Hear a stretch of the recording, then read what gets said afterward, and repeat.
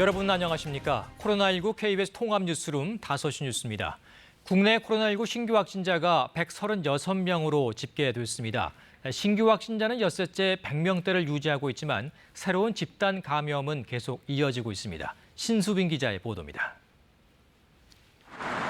코로나19 신규 확진자가 136명으로 집계돼 엿새째 100명대로 나타났습니다. 국내 발생은 120명, 해외 유입 사례는 16명입니다. 지역별로 보면 서울 67명, 경기 29명, 인천 2명으로 수도권에서만 98명이 발생했습니다. 하루 새 사망자는 5명 늘어 누적 사망자는 341명이 됐습니다. 방역당국은 위중증 환자도 크게 늘지 않고 있다며 이번 주를 기점으로 코로나19의 확산세가 감소세로 돌아설 것으로 판단하고 있습니다. 하지만 줄어드는 속도는 천천히 진행될 것으로 전망했습니다. 전적으로 모든 국민 여러분들이 거리 두기에 철저히 참여를 해주시고 특별히 고위험시설 운영자, 특히 자영업자, 소상공인 분들의 이해와 희생 덕분입니다. 확산세가 진정되긴 했지만 콜센터와 물류센터, 종교시설과 사업설명회 등을 통한 코로나19 집단 감염은 계속해서 확인되고 있습니다. 서울에서는 영등포구 1년 정종 서울 포교소와 관련해 11명이 추가 확진됐고 송파구 물류센터와 관련해서 4명이 추가로 양성 판정을 받아 누적 확진자는 총 10명이 됐습니다. 서울 강동구 콜센터와 관련해서도 4명이 추가로 감염됐습니다. 방역당국은 지난 2주간 발생한 집단 감염은 52건으로 지난달 초에 비해서 5배나 증가했다고 밝혔습니다.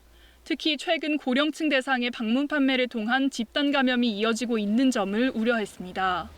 고령일수록 코로나에 감염될 경우 중증으로 발전될 가능성이 매우 높습니다. 어르신들께서는 밀폐, 밀접, 밀집한 시설의 방문을 최대한 자제해 주시기 바랍니다. 또 코로나19에 확진되거나 확진자에 대한 노출로 격리된 사람들이 증가하면서 우울증과 불안 증세를 겪는 사례가 많다며 심리상담 핫라인을 활용하고 심리 방역에도 신경을 써달라고 당부했습니다. 방역당국은 이와 함께 코로나19와 독감을 동시에 진단할 수 있는 체외 진단 시약 1개 제품의 임상적 성능 시험 계획을 승인했다고 밝혔습니다. 임상 승인 제품은 코로나19와 같은 방식으로 검체를 채취해 코로나19 바이러스와 인플루엔자 바이러스 2종을 동시에 검사하는 제품입니다. KBS 뉴스 신수빈입니다. 광주광역시에서는 사우나, 밥집 등에서 신규 확진자가 추가되면서 이틀 연속 2자릿수를 기록했습니다. 때문에 광주광역시는 3단계에 준하는 사회적 거리 두기를 더 연장할지 고심하고 있습니다. 취재 기자 연결합니다. 네, 손준수 기자, 광주의 신규 확진자 몇 명이나 늘었습니까? 네, 조금 전에 광주에서 코로나19 신규 확진자 10명이 더 나왔습니다. 신규 확진자 중에는 성림 침례교회 등 기존 감염 경로 외에도 새로운 감염원이 속출하고 있는데요. 오늘 나온 확진자 10명 가운데 2명은 광주광역시 북구 오치동의 석정 사우나에서 광주 426번째 확진자와 접촉한 것으로 파악됐습니다. 최근 16명이 나온 광주 말바우 시장 밥집 관련 확진자도 3명이 더 나왔습니다. 또 4명은 자가격리 해제 전에 실시한 검사에서 양성 판정을 받았는데요. 성림 침례교회와 동강주 탁구클럽, 천안 171번째 확진자의 접촉자 등입니다. 어제와 오늘 나온 광주 지역 확진자 22명 가운데 18명이 광주 북구 거주자입니다. 전남에선 장성군과 고흥군에서 신규 확진자가 각각 1명씩 나왔습니다. 장성군의 확진자는 동일 집단 격리 조치 중인 요양시설 입소자이고 고흥군의 확진자는 해외 입국자입니다. 네, 이 광주광역시가 3단계에 준하는 사회적 거리 두기를 더 연장하는 방안을 검토하고 있다면서요? 네, 그렇습니다. 지난달 27일 광주광역시가 내린 사회적 거리두기 3단계에 준하는 행정명령이 이틀 뒤면 종료됩니다. 이 때문에 광주시는 내일 민간공동대책위원회를 소집해 3단계에 준하는 사회적 거리두기를 현행대로 유지할지를 논의하기로 했습니다. 현재는 유흥점과 PC방, 노래 연습장, 종교시설 등 모두 7,900여 곳을 집합금지 대상으로 지정했는데요. 내일 열리는 민간공동위에서 집합금지 대상 업종의 조정 여부가 결정될 것으로 보입니다. 방역당국은 그동안 방역 지침을 어긴 20곳을 고발하고 251곳을 행정지도했습니다. 지금까지 광주광역시청에서 KBS 뉴스 손준수입니다. 울산 현대중공업에서 오늘 확진자가 또 3명 나왔고 이들의 가족도 1명이 감염돼 관련 확진자가 모두 5명으로 늘었습니다. 현대중공업은 해당 건물을 방역 조치하고 직원 300명은 집에 머물도록 했습니다. 울산 연결하겠습니다. 네, 남미경 기자, 관련 확진자가 계속 나오고 있어서 우려스럽네요. 네, 오늘 하루에만 현대중공업 근로자 3명이 코로나19 확진 판정을 받았습니다. 확진자 2명은 50대 남성들로 앞서 확진된 현대중공업 첫 확진자인 울산 115번 확진자와 같은 공간에서 근무했던 접촉자들입니다. 이어서 추가로 확진된 1명은 30대 남성으로 115번 확진자와 같은 건물 화장실에서 접촉한 뒤 감염된 것으로 방역당국은 추정하고 있습니다. 115번 확진자의 9살 아들도 양성 판정을 받아 현대중공업발 확진자는 5명으로 늘었습니다. 현대중공업은 이들 확진자가 나온 건물에 대해 방역 조치를 완료했습니다. 또 해당 건물의 같은 층에서 근무한 직원 300여 명에 대해 출근을 금지하고 진단 검사를 실시하고 있다고 밝혔습니다. 현대중공업은 그동안 전 직원의 마스크 착용을 의무화하는 등 감염병 예방을 위한 조치를 시행해왔지만 집단 감염이 나오자 당황하는 분위기입니다. 울산시 방역당국도 확산 차단에 주력하고 있습니다. 먼저 이들 확진자들의 이동 경로와 접촉자를 빨리 찾아내 진단 검사를 실시할 예정입니다. 앞서 울산시 방역당국은 앞서 확진된 115번 확진자 역학조사에서 접촉자 20여 명을 확인했는데 진단 검사와 함께 2주간 자가격리하도록 조치했습니다. 지금까지 울산에서 KBS 뉴스 남미경입니다. 무기한 집단 휴진을 해왔던 전공의들이 오늘부터 순차적으로 병원으로 돌아갑니다. 하지만 정부가 오늘 시작된 의사 국가시험 미응시자에 대해 구제책을 마련하지 않겠다는 입장이어서 또 다른 갈등의 불씨가 되고 있습니다. 이효영 기자입니다. 지난달 21일부터 무기한 집단 휴진을 이어왔던 전공의들이 오늘 오전 7시를 기해 병원으로 복귀하기 시작했습니다. 집단 휴진을 시작한 지 18일 만입니다. 서울대병원과 서울아산병원, 서울성모병원 등 서울 시내 주요 병원의 전공의들은 순차적으로 복귀합니다. 전공의들이 병원을 떠나 있었던 기간이 다소 길기 때문에 병원에서는 전공의들에 대한 코로나19 진단검사도 실시하고 있습니다. 또 수술과 진료 스케줄을 조정하고 당직표를 짜는 등 그동안의 업무 공백을 메우는 데 주력할 것으로 보입니다. 때문에 완전한 정상화까지는 2주 정도 소요될 것으로 보입니다. 한편 오늘 시작된 의사 국가시험 실기시험 응시율은 14%에 그쳤습니다. 의대생들은 의대 정원 확대 등 정부 정책에 반대하며 집단으로 국가시험 응시를 거부했습니다. 올해 시험을 치러야 하는 3,100여 명 가운데 86%에 해당하는 2,700여 명이 시험에 응시하지 않은 상황입니다. 하지만 정부는 시험에 응시하지 않은 의대생들에 대한 추가 구제책을 마련하지 않을 것이라는 입장을 밝혔습니다. 손영래 보건복지부 대변인은 오늘 브리핑에서 의대생들이 국가시험을 스스로 거부하고 있는 상황이라면서 의대생들이 스스로 학업에 복귀하고 시험에 응시하는 게 중요하다고 말했습니다. 손 대변인은 이어 학생들이 시험을 거부하고 있는 것에 대해서는 어떠한 해결책도 마련하기 어렵다고 덧붙였습니다. 정부가 국가시험을 거부한 의대생들에 대한 추가 구제책을 마련할 수 없다고 밝힘에 따라 의료계와 또 다른 갈등의 불씨가 될 것으로 보입니다. KBS 뉴스 이효연입니다. 추미애 법무장관 아들의 군복무 시절 특혜 휴가 의혹과 관련해 추 장관 아들 변호인 측이 1, 2차 병가와 휴가 승인 과정에 문제가 없었다는 입장을 거듭 밝혔습니다. 변호인인 현근택 변호사는 오늘 입장문을 내고 일부 언론에서 육군 규정에 따라 휴가 관련 서류가 없다는 점을 문제 삼고 있지만 추 장관 아들이 복무한 카투사는 휴가 서류를 1년간 보관하도록 한 주한 미육군 규정이 우선 적용돼 보도가 잘못됐다고 주장했습니다. 또 자대 배치와 보직 업무 등을 청탁했다는 의혹에 대해서도 부대 배치와 보직은 컴퓨터 난수 추천 방식으로 결정된다며 의혹을 반박했습니다. 수도권 3기 신도시 사전 청약이 내년 하반기부터 본격 시작됩니다. 인천 계양지구를 시작으로 2022년까지 모두 6만 가구가 사전 청약으로 공급됩니다. 임종빈 기자입니다. 정부는 오늘 부동산 시장 점검 관계장 간 회의를 열고 3기 신도시의 사전 청약 계획을 확정해 발표했습니다. 사전 청약은 본 청약을 받기 1, 2년 전에 미리 청약을 진행해 입주자를 모집하는 제도입니다. 국토부는 내년 7월에서 8월 인천 계양지구 1,100가구를 시작으로 2022년까지 수도권 공공택지 6만 가구에 대해 사전 청약을 받는다고 밝혔습니다.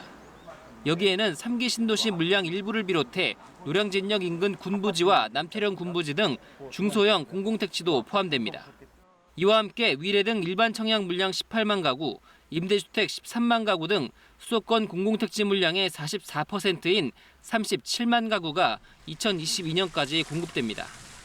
37만 호 중에서 분양 물량은 24만 호에 달해 무주택자의 내 집 마련 기회가 크게 확대될 수 있을 것으로 기대됩니다. 지난번 8.4 공급대책에서 1만 가구 공급 계획을 발표했던 용산 정비창 부지는 2022년 하반기에 입주자를 모집할 계획입니다. 함께 발표됐던 태릉 CC와 과천 청사 부지, 용산 캠프킴 등 다른 주요 택지의 구체적인 청약 계획은 아직 확정되지 않았습니다. 사전 청약은 무주택 세대 구성원, 입주자 저축 가입, 해당 지역 거주 요건을 갖춰야 신청할 수 있습니다. 신혼부부와 기간 추천 등 특별 공급은 지금의 공공분양과 요건이 같습니다. 해당 지역 거주 요건의 경우 사전 청약 당시에 해당 지역에 거주 중이면 가능하며 본 청약 시점까지만 의무 거주 기간을 충족하면 입주할 수 있습니다. KBS 뉴스 임종빈입니다. 인플루엔자, 독감의 국가 예방 접종이 오늘부터 시행됐습니다. 올해는 무료 접종 대상이 생후 6개월에서 만 18세까지의 소아 청소년과 임신부, 만 62세 이상으로 확대돼 전 국민의 37%인 약 1,900만 명이 인플루엔자 예방 접종을 무료로 받을 수 있습니다. 이 가운데 인플루엔자 예방 접종을 태어나서 처음 받는 9살 미만 어린이 등 백신을 2차례 맞아야 하는 대상자들은 다른 사람보다 먼저 접종받을 수 있습니다. 일본에선 아베 총리의 후임을 뽑는 자민당 총재 선거전이 시작됐습니다. 3명의 출사표를 던졌는데 스가 관방장관의 당선이 유력시되고 있습니다. 도쿄에서 황현택 특파원입니다. 오는 14일 치러지는 일본 집권 자민당 총재 선거전이 시작됐습니다. 출사표를 던진 후보자 3명의 공동 기자회견, 7년 8개월이나 이어진 아베 노선을 계승할지 아니면 결별할지를 두고 시각차를 보였습니다. 安倍総理が進めてきた取り組みをしっかり継承し、さらに前に進めたいと。この輝かしい成果を土台として次の時代を考えていかなければいけない。成し遂げたいのはグレートリセット。もう一度この国の設計図を書き換えていくことであります。 하지만 무게추는 이미 스가 장관 쪽으로 기우는 분위기입니다. 총재 선거는 국회의원과 지역 대의원표로 결정되는데 스가 장관은 자민당 7개 파벌 가운데 5곳의 지지를 이미 확보했기 때문입니다. 아베의 입 역할에 충실했던 스가 장관이 대권을 잡을 경우 한일 관계에 큰 변화를 기대하긴 힘들 전망입니다. 최근에도 강제징용 문제와 관련해 1965년 청구권 협정이 한일 관계의 기본이다. 한국의 국제법 위반에 철저히 대응하겠다며 연일 강경 발언을 내놓고 있습니다. 자민당의 새 총재는 16일 임시국회에서 차기 총리로 지명됩니다. 이후 일왕의 임명을 거쳐 새 내각을 발족시킨 뒤 아베 총리의 잔여 임기인 내년 9월까지 총리직을 수행합니다. 도쿄에서 KBS 뉴스 황현택입니다. 전 세계는 여전히 코로나19가 대유행 중인 가운데 첫 확산지인 중국이 오늘 사실상 코로나19 종식 선언을 했습니다. 국제사회에서 중국 책임론이 제기되는 상황에서 중국이 왜 이런 행사를 개최했는지를 두고 의견이 분분합니다. 베이징에서 안양봉 특파원입니다. 시진핑 중국 국가 주석이 베이징 인민대회당에 입장합니다. 자리한 사람들은 1,500여 명의 중국 코로나19 유공자들입니다. 긴 박수가 이어지고 곧바로 자리를 옮겨 훈장과 영예칭호 수여식이 시작됐습니다. 중국 감염병 권위자 중난산 박사에겐 중국 최고 훈장, 공화국 훈장이 수여됐습니다. 시진핑 주석은 코로나19는 신중국 70년 이래 가장 힘든 전염병 사건이었다면서 코로나19 인민전쟁에서 중국이 승리했다고 선언했습니다. 中国的抗疫斗争充分展现了中国精神、中国力量、中国担当。 시 주석은 세계보건기구 등과 협력해 코로나19를 잡기 위해 국제사회에 공헌하겠다고 연설을 마무리했습니다. 전 세계 확진자 2,730만 명, 사망자 89만 명에 이르는 대확산이 아직도 진행 중인 상황에서 중국이 오늘 사실상의 종식 선언을 한 것을 두고 의견이 분분합니다. 중국에 대한 코로나 책임론이 비등한 상황에서 연일 미국의 압박이 계속되자 내부를 다잡고 정면 돌파하겠다는 내부 결속용이란 해석이 지배적입니다. 실제 시 주석은 오늘 중대 위기 앞에 자국의 이익만 생각하고 책임을 전가하는 행동은 있을 수 없다며 미국을 에둘러 비판했습니다. 중국이 미국과 대립각을 분명히 하면서 가뜩이나 미 대선을 앞두고 날선 공방을 하고 있는 양국 관계는 더 심각해질 것으로 예상됩니다. 베이징에서 KBS 뉴스 안영봉입니다. 천연기념물 황조롱이가 요즘 주택가 등 도심 곳곳에 자주 나타나고 있습니다. 이 자연 서식지가 마땅치 않아서인데요. 최근에 호우와 태풍이 잦았던 것도 그 이유라고 합니다. 송국회 기자가 취재했습니다. 늦은 저녁 아파트 15층에 소방구조대가 출동했습니다. 천연기념물 황조롱이가 복도에 갇혔다는 신고를 받고 구조하러 온 겁니다. 이틀 전에는 주택가 주차장에서 왼쪽 날개가 부러진 새끼 황조롱이가 발견되기도 했습니다. 그 시기를 이소식이라고 하는데 그 시기에 어미가 새끼들의 둥지 밖으로 불러요. 그런데 그때 부르는 새끼들은 완전히 다 자라서 애들이 비행이 원활하게 되는 그런 상태가 아니라 올해 이곳 야생동물센터가 구조한 황조롱이는 모두 현재까지 68마리로 절반 가까이가 이 둥지를 잃어 밖을 헤매다 신고됐습니다. 야생을 떠난 황조롱이에게 상가 간판 밑이나 아파트 실외기 등이 새로운 둥지가 되고 있습니다. 난개발 등으로 야생 서식지가 파괴되는 상황에서 쥐 등 설치류 먹잇감을 찾아 도심까지 나오게 된 겁니다. 건물에 부딪혀 다치기도 하고 특히 최근엔 잦은 호우와 태풍 때문에 탈진 상태로 주택가에서 발견되기도 합니다. 풍이 두 개가 이제 한국으로 오다 보니까 둥지에서 이제 떠난 황조롱이 새끼들이 사냥을 하지 못해서 최근에 탈진으로 인해서 이제 동물보호단체는 황조롱이가 맹금류인 만큼 섣불리 만지거나 구조하면 다칠 수도 있다면서 먼저 119 등에 신고해달라고 요청했습니다. KBS 뉴스 송국혜입니다. 태풍이 지나가고 수확을 앞둔 농가에서는 요즘 병해충 방제에 분주합니다. 이런 가운데 농작물의 분포나 크기 등 주변 상황에 맞춰 농약 살포량을 조절하는 방제 로봇이 개발돼 화제를 모으고 있습니다. 조경모 기자가 취재했습니다.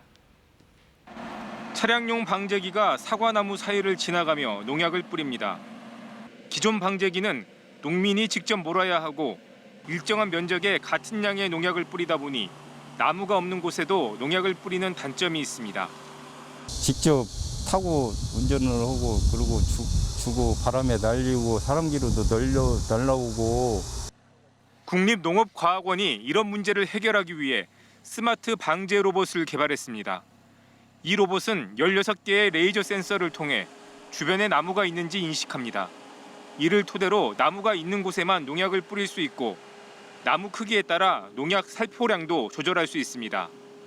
자동 위치 추적을 통해 자율주행도 가능해 농민이 직접 운전해야 하는 번거로움이 없습니다. 과수 형상이 만약에 삼각형 형태라고 하면 과수 형상을 수직으로 저희들이 인식을 시켜서 과수가 인식되는 부위에 맞춰서 저희들이 그 밸브에 총 6개의 좌우에 있는 밸브들을 제어를 해서 과수가 있는 부분만 저희들이 분사하는 방식을 활용하기 때문에 스마트 방제 로봇은 내년 시범 운영을 거쳐 내후년 농가에 보급될 예정입니다. 상용화에 성공하면 농약 사용량을 줄이고 일손도 덜 수 있어 고령화 농촌의 대안이 될 것으로 기대됩니다. KBS 뉴스 조경모입니다. 미국 서부에서는 파티 도중에 튄 불꽃이 산불을 일으켜 걷잡을 수 없이 번지고 있습니다. 벌써 서울 면적의 14배가 잿더미로 변했는데 진화까지는 수주가 더 걸릴 것으로 보입니다. 보도에 하송현 기자입니다. 거센 불길이 산을 타고 오릅니다. 산은 순식간에 통째로 불길에 휩싸입니다. 날이 밝자 우거진 나무 사이로 새빨간 화염이 이글거립니다. 산 등성이마다 뿌연 연기가 화산재처럼 뿜어져 나옵니다. Started and it was pushing to the east and then to the north and then big westerly wind shift, and then today was moved to the south out of it. 불은 현지 시간 7일 파티의 불꽃놀이 장치에서 시작됐습니다. 지금까지 타들어간 면적만 8,480제곱킬로미터, 서울 면적의 14배에 달해 산불이 잦은 캘리포니아에서도 역대 최악의 산불로 기록됐습니다. 일부 도로가 막혀 야영객 200여 명이 헬리콥터를 타고 가까스로 화재 현장을 탈출하는가 하면 강제 대피 명령이 내려지는 곳도 늘고 있습니다. 비 없이 건조한 날씨가 계속된 데다 산불까지 겹쳐 기온은 섭씨 50도에 육박합니다. It is really difficult. It's hot. There's not a lot of places to go. 캘리포니아에서는 이뿐 아니라 4일부터 두세 건의 산불이 나면서 샌디에이고 등 5개 카운티에 비상사태가 선포됐습니다. 진화까지는 몇 주가 걸릴 것으로 예상됩니다. 폭염으로 인한 전력 부족 문제, 여기에 코로나19까지 확산하면서 미국 서부 주민들의 고통은 갈수록 커지고 있습니다. KBS 뉴스 하송연입니다. 코로나19 재확산 우려 속에 올 추석은 예년과 다른 성묘 풍경이 펼쳐질 전망입니다. 친지들과 함께 성묘에 가는 대신 온라인 성묘를 하겠다는 가족들이 늘고 있기 때문입니다. 장혁진 기자입니다. 모니터에 띄워진 차례상에 음식과 수저를 올려놓습니다. 꽃을 선택해 헌화를 하고 추모글도 남깁니다. 전국 최대 규모 장지시설인 인천가족공원의 온라인 성묘 서비스입니다. 가상현실로 봉안시설까지 찾아갈 수 있고 공원 측에서 봉안함 사진도 직접 찍어 제공합니다. 코로나19로 공원이 폐쇄되는 추석 연휴 기간에 서비스를 이용할 수 있는데 사전 신청 첫날에만 100건 넘게 접수됐습니다. 코로나19 사태 때문에 더 많이 걱정을 많이 하시더라고요. 그러다 보니까 추석 때 많은 모여있는 사람들 많이 모여있는 곳을 좀 꺼려하셔서 인터넷에 익숙지 않거나 공원 폐쇄가 아쉬운 성묘객들은 붐비지 않는 때를 이용해 미리 산소를 찾았습니다. 이번 추석 때 산소를 찾지 않기로 하면서 벌초를 대행업체에 맡기는 사람들도 늘어나고 있습니다. 작년 대비해서 문의 전화라든지 이런 것들은 굉장히 좀 많이 늘은 상황입니다. 조합마다 좀 인력을 이렇게 충원하고 있는 그런. 경기 구리시도 연휴 기간 시립묘지 폐쇄를 결정하는 등 지자체들은 추석을 방역의 분수령으로 삼겠다는 계획입니다. 코로나19 재확산의 기회가 될 수 있습니다. 그렇기 때문에 최대한 이동을 자제하시고 가족과 함께 이번 추석을 지내주시기를 간곡히 부탁드립니다. 코로나19가 민족 대이동으로 대표되던 추석 풍경마저 바꾸고 있습니다. KBS 뉴스 장혁진입니다. 이어서 오늘의 주식 시황을 KB증권에서 전해드립니다. KB증권입니다. 코스피가 개인 순매수에 힘입어 지난 8월 14일 이후 처음으로 2,400선을 넘어섰습니다. 반면 코스닥은 외국인과 기관이 함께 매도에 나서며 약보합세로 장을 마쳤습니다. 오늘 코스피 지수는 17.69포인트 상승한 2,401.91에 코스닥은 0.59포인트 내린 878.29에 마감됐습니다. 간밤 미국 증시가 노동절 휴일을 맞아 휴장한 가운데 유럽 증시는 저금리 지속 기대감과 저가 매수 수요가 유입되며 강세를 보였습니다. 유럽 증시 훈풍에 상승 출발한 코스피는 개인 사자의 1% 가까이 오르면서 2,400선을 회복했습니다. 삼성전자가 대규모 5G 장비 계약 체결 소식에 이틀 연속 강세를 이어가며 4% 가까이 상승했고 신세계 인터내셔널은 3분기 실적 개선 전망이 나오며 6% 넘게 올랐습니다. 정부가 코로나19 항체 치료제의 대량 생산 계획을 발표하면서 녹십자가 14% 넘게 급등했고 한편 코스닥 시장에서는 초록뱀이 빅히트 엔터테인먼트의 상장을 앞두고 상한가를 기록했습니다. 오늘 원달러 환율은 1원 90전 내린 1,186원 40전에 거래를 마쳤습니다. 지금까지 KB증권이었습니다. 오늘 하늘 한번 올려다 보셨나요? 쾌청한 하늘이 드러났는데요. 어제 태풍에 동반된 강한 비바람이 지나고 높고 푸른 하늘이 펼쳐졌습니다. 가을이 성큼 다가왔음을 느낄 수 있는 하루였는데요. 하지만 오늘 밤에는 경기 북부, 강원 북부, 호남과 경남 서부 내륙 지역에 비가 조금 내리겠고 곳에 따라서는 산발적으로 빗방울이 떨어지는 곳이 있겠습니다. 그리고 해안과 강원 산간 지역에서는 바람도 강하게 불겠습니다. 내일 또 한 차례 전국 전국에 비가 내리겠습니다. 새벽에 서쪽 지방을 시작으로 낮에는 전국에 비가 내리겠는데요. 특히 동해안과 제주도를 제외한 대부분 지역에서 10에서 60mm가량의 비가 예상되는 가운데 비가 내리는 동안 벼락과 돌풍이 동반되는 곳이 있겠습니다. 안전사고에 유의하셔야겠습니다. 내일 아침 기온은 서울, 청주, 대구 20도, 전주, 광주 21도 등으로 오늘보다 조금 낮겠습니다. 낮 최고 기온도 서울이 25도, 청주, 광주 27도, 대구 30도 등으로 오늘과 비슷하거나 조금 낮겠습니다. 동해상의 풍랑특보는 모두 해제가 됐습니다. 하지만 내일도 물결이 최고 3m로 거세게 일겠습니다. 내일 시작되는 비는 밤에 대부분 그치겠지만 중부지방에서는 모레 낮까지도 비가 조금 내리는 곳이 있겠습니다. 지금까지 기상정보였습니다. 코로나19 통합뉴스룸은 7시 뉴스에서 이어집니다. 시청해주신 여러분 고맙습니다.